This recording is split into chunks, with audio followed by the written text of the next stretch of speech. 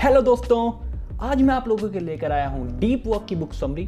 और मैं आपको बुक की समरी शुरू करने से पहले ही बता देता हूँ ये बुक किन लोगों के लिए है। ये बुक उन लोगों के लिए है जो ज़्यादा से ज़्यादा प्रोडक्टिविटी हासिल करना चाहते हैं, जो कम समय में ज़्यादा से ज़्यादा काम करना चाहते हैं, मल्टीटास्किंग करना चाहते हैं, अटेंशन सीख करना चाहते हैं। मैंने इस वीडियो में बहुत अच्छे से बताने की कोशिश की है पूरी बुक समरी, और अगर आपको अच्छी लगे तो इसको ज़रूर लाइक कीजिएगा। डीप वर्क की एबिलिटी बहुत ज़्यादा रेयर बनती जा रही है आजकल के टाइम पे, उसी के साथ साथ वो ज़्यादा वैल्यूएबल भी बनती जा रही है। और जिस इंसान ने ये स्किल अपनी लाइफ में अप्लाई कर ली वो सब कुछ हासिल कर सकता है। डीप वर्क की एबिलिटी को 21st सेंचुरी की सुपर पावर भी कहा गया है। अब जो बिगनर्स होते हैं उनके लिए शैलो वर्क बहुत ज़्यादा अच्छा होता है। शैलो वर्क वो काम होता है जहाँ पे आपको बहुत ज़्यादा डिस्ट्रैक्शन मिलती है, आप अपना एक जगह फोकस करके काम नहीं कर सकते। सबसे पहले हम डीप वर्क के बारे में जान लेते हैं कि वो होती क्या है। अब डीप वर्क वो एबिलिटी है जब आप अपने काम को पूरी अटेंशन के साथ करते हैं। कई रिसर्चेस में ये भी पाया गया है कि जितना ज़्यादा मल्टीटास्क करते हैं आपकी प्रोडक्टिविटी उतनी ज़्यादा कम हो जाती है। बिना डाउट के एक काम में फोकस करना, अगर आप एक काम में फोकस रखते हैं आपकी प्रोडक्टिविटी बहुत ज़्यादा इंक्रीज हो जाएगी। जब आप एक टास्क से दूसरे टास्क में स्विच करते हैं तो आप दूसरे टास्क को भी अच्छी तरह नहीं कर पाते, क्योंकि आप पहले टास्क के बारे में सोचते रहते हैं कि आप पहले टास्क क्यों नहीं कर पाए, मतलब वहाँ आपको क्या जो प्रॉब्लम्स होती हैं वो कहाँ प्रॉब्लम्स आ गई थी आपकी, इस काम से आपका दूसरा टास्क अफेक्ट होता है। तो आपको करना क्या चाहिए, आपको टास्क ए मतलब जो पहले वाला टास्क है वो अलग करना चाहिए, और टास्क बी जो दूसरा टास्क है वो बाद में करना चाहिए।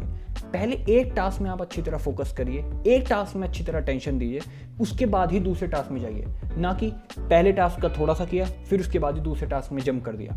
ये बहुत ज़्यादा गलत है, इससे आपकी प्रोडक्टिविटी अफेक्ट होती है। अब एक कंपनी में एक स्टडी हुई थी कुछ लोगों के ऊपर। अब उन लोगों को दो ग्रुप्स में डिवाइड कर दिया था, पहले ग्रुप और दूसरे ग्रुप में। दोनों ग्रुप को कहा गया था कि आपको एक पजल सॉल्व करना है, लेकिन पहले ग्रुप को उन्होंने कहा था कि आप पजल तो सॉल्व कीजिए, लेकिन हम आपको कुछ हायरिंग क्वेश्चंस देंगे, उन हायरिंग क्वेश्चंस या और कुछ अलग अलग प्रोजेक्ट्स देंगे, आपको पजल के साथ साथ वो सारे क्वेश्चन सॉल्व करने हैं। और दूसरे ग्रुप को उन्होंने कहा था कि आप पहले पजल भी सॉल्व करिए और बाद में उस जितने भी हम क्वेश्चंस देंगे वो सारे क्वेश्चंस करिए। तो रिजल्ट में ये पाया गया कि जो दूसरा ग्रुप था उन्होंने अच्छी तरह पजल सॉल्व किए और अच्छी तरह सारे क्वेश्चंस के भी आंसर दिए, लेकिन जो पहला ग्रुप था उन्होंने क्या किया, उनके सारे के सारे काम बेकार हो चुके थे। वो किसी भी एक काम में अच्छी तरह मास्टरी नहीं कर पाए थे, ना उन्होंने अच्छी तरह पजल सॉल्व की थी, ना वो अच्छे से अच्छे क्वेश्चन के आंसर दे पाए थे। तो इससे पता चलता है कि अगर हम एक काम एक समय पर करें तो हमारी ज़्यादा से ज़्यादा प्रोडक्टिविटी लेवल उस काम में जाएगी, हमारा ज़्यादा से ज़्यादा अटेंशन उस काम में जाएगा। तो इसलिए ज़्यादा से ज़्यादा काम हमें नहीं करना चाहिए। अब ये एक फैक्ट है कि कोई भी न्यूबी अगर वो डीप वर्क करने जाएगा तो वो इतना लंबा नहीं बैठ पाएगा, उसका अटेंशन स्पैन इतनी ज़्यादा नहीं हो पाएगी उसके मुकाबले जो महीनों से सालों से डीप वर्क करता आ रहा है। पर डीप वर्क एक ऐसी स्किल है जो सीखी जा सकती है, और आप बिल्कुल भी एक्सपेक्ट मत करिए कि स्टार्टिंग में आप घंटों घंटों डीप वर्क करेंगे, घंटों घंटों किसी चीज़ में अटेंशन देंगे। ये ज़रूरी नहीं है। आपका अटेंशन मे बी कुछ मिनटों के लिए हो सकता है, कुछ घंटों के लिए हो सकता है, वो डिपेंड करता है। पर जैसे जैसे आप इस स्किल को इम्प्रूव करेंगे, जैसे जैसे आप अपनी कॉन्सेंट्रेशन पावर को लगाएंगे किसी चीज़ को करने में, और आपकी डीप वर्क स्किल बढ़ जाएगी इससे, और जैसे जैसे आपकी डीप वर्क स्किल्स बढ़ेंगी वैसे वैसे ही आप ज़्यादा से ज़्यादा प्रोडक्टिव होंगे, और आपका काम की एकदम क्वालिटी बहुत अच्छी हो जाएगी। कम टाइम में आप ज़्यादा काम कर पाएंगे और ज़्यादा लंबा घंटों घंटों बैठ पाएंगे। अगर हम डीप वर्क की स्किल को अपनी डे टू डे लाइफ में प्रैक्टिस करना चाहते हैं तो हमें उसको एक रिचुअल बनाना पड़ेगा, हमें उसको एक रूटीन बनाना पड़ेगा ताकि वो ऑटोमेटेड हो जाए हमारी लाइफ में।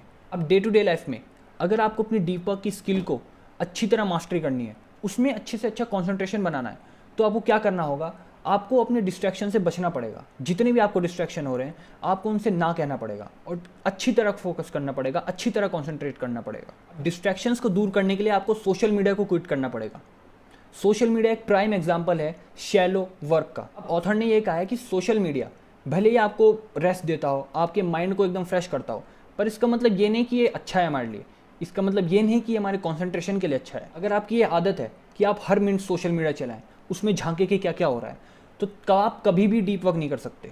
सोशल मीडिया और डीप लिविंग कभी भी एक साथ नहीं चल सकते। तो आपको क्या करना होगा, आपको अपना टाइम शेड्यूल करना पड़ेगा डीप वर्क के लिए, और जितना कम से कम आप टाइम दे सकते हैं शैलो वर्क को, उतना कम से कम टाइम आपको देना चाहिए उसको। और शैलो वर्क को कभी भी आप डीप वर्क के रास्ते में मत आने दीजिए। अब पूरे दिन में आप सोशल मीडिया चला रहे हैं और आपके सामने वो काम रखा है जिसको आप करना चाहते हैं और जिसको आपको करना ज़रूरी है। अब उस काम को करने के लिए आपको एक स्ट्रॉन्ग विल पावर बनानी पड़ेगी, और सोशल मीडिया को छोड़ने के लिए भी तो ये करना बहुत ज़्यादा टफ हो जाएगा आपके लिए। तो आपको फिर करना क्या चाहिए, आपको एक ऐसे रिचुअल्स, एक ऐसे रूटीन्स बनाने चाहिए जो आपके लिए ज़रूरी हों। आपको वो रूटीन्स आपको हेल्प करेगा डीप वर्क करने में। आपको एक ऐसा परफेक्ट टाइम सेट करना चाहिए और एकदम क्वाइट लोकेशन में चले जाना चाहिए जिसमें आपको कोई डिस्ट्रैक्ट ना कर पाए। इसी की वजह से आपको बहुत ही कम विल पावर लगेगी डीप वर्क करने में। ये शॉर्ट रन के लिए भले ही आपको थोड़ा अजीब लगे, पर लॉन्ग रन के लिए बहुत ज़्यादा कारगर है। डीप वर्क को करने के क्या तरीके हैं? अब या तो आप सुबह को एक टाइम बांध लीजिए, जैसे 5 से 7 सुबह के टाइम पे, या फिर हफ्ते का कोई एक दिन बांध लीजिए, जैसे मंडे या थर्सडे। इन दिनों में आप डीप वर्क करेंगे। इन दिनों में आप कुछ और चीज़ नहीं करेंगे, बस और सिर्फ डीप वर्क करेंगे। 5 से 7 बहुत अच्छा टाइम है सुबह का, और आप रात को भी ले सकते हैं। अगर आप रात को ज़्यादा प्रोडक्टिव हैं तो आप रात को एक ऐसा टाइम बांध लिए, आप तो 10 से 12 बांध लिए, या सुबह को, जैसे मैंने बताया ज़्यादातर लोग सुबह को ही ज़्यादा प्रोडक्टिव होते हैं, तो आप सुबह को अच्छा टाइम बांधिए। अगर फेसबुक आपके काम के बीच में आ गया तो आप उस काम को छोड़ के फेसबुक ही यूज़ करेंगे। तो उसके लिए क्या होना चाहिए, आपको अपना काम बहुत ज़्यादा इंपॉर्टेंट रखना चाहिए। आपके अपने काम को नंबर 1 प्रायोरिटी देनी चाहिए। आपका काम बहुत ज़्यादा बड़ा होना चाहिए डिस्ट्रैक्शन से। जितना ज़्यादा आपका बड़ा काम होगा उतनी कम आपकी डिस्ट्रैक्शन होगी। अगर आपका काम बड़ा होगा तो आप डिस्ट्रैक्शन को भी ना कह देंगे उन कामों के लिए। अब बहुत ज़्यादा रिसर्चेज और स्टडीज़ में ये पाया गया कि हर दिन अपने ब्रेन को रेस्ट देने से आपकी डीप वर्क की क्वालिटी बढ़ जाएगी। अगर आप काम करते हैं तो सिर्फ और सिर्फ काम ही करिए, और अगर आप आराम करना चाहते हैं तो सिर्फ और सिर्फ आराम ही करिए। और अगर आपको डीप वर्क में से थोड़ा सा ब्रेक भी चाहिए तो ये नहीं कि आप सोशल मीडिया चलाएं, आप वॉक के लिए जाइए, अपने पुराने दोस्तों से बात कीजिए, म्यूज़िक सुन लीजिए, गेम्स खेल लीजिए, और ज़्यादा अच्छा तो हो सके तो योगा कीजिए, एक्सरसाइज कर लीजिए। वो आपके ब्रेन को भी एकदम फ्रेश कर देगा। कई लोगों के साथ क्या होता है, उनका ऑफिस का टाइम 9 to 5 होता है, लेकिन वो 9 to 5 के बाद भी अपना ऑफिस का काम अपने घर ले आते हैं और वहीं पर ही करते रहते हैं। इससे वो अपनी फैमिली को भी कम टाइम दे पाते हैं। उससे अच्छा क्या है कि आप ऑफिस में ही डीप वर्क कीजिए, ऑफिस में ही अच्छी तरह से अटेंशन पा लिए कि आप ऑफिस में ही सारा काम कंप्लीट कर लें, और अपने घर में ही अपनी फैमिली को अच्छा सा टाइम दीजिए। अब पॉइंट ये है कि प्रोडक्टिविटी मतलब ये नहीं कि आप किसी काम को करने में कितने घंटे लगा रहे हैं। उसका मतलब ये है कि आप जितने भी आपने घंटे लगाए उसमें आपने क्या अचीव किया, आपने क्या नया सीखा। अब डीप लाइफ हर किसी के लिए नहीं है। आपको हर दिन डिस्ट्रैक्शन से फाइट करना होगा, अपने आप को पुश करना पड़ेगा, कॉन्सेंट्रेट करना पड़ेगा। सोशल मीडिया पे कम से कम टाइम बिताना होगा, इंटरनेट पे कम से कम टाइम बिताना होगा, और अपने डेज को प्लान करना होगा। तो ये थी दोस्तों डीप वर्क की ये समरी। और अगर आपको इनमें से कुछ भी पॉइंट अच्छा लगा या कुछ भी आपको नया सीखने के लिए मिला तो ज़रूर कमेंट में शेयर करिए, ताकि और लोग भी आपसे इंस्पायर हो सकें। और अगर आपको मेरी वीडियो अच्छी लगी तो एक लाइक ज़रूर कीजिए। और हाँ, अगर आप मेरी नई वीडियोस चाहते हैं तो चैनल को ज़रूर सब्सक्राइब कीजिए और बेल आइकन को दबाना मत भूलिए। तब तक के लिए थैंक यू।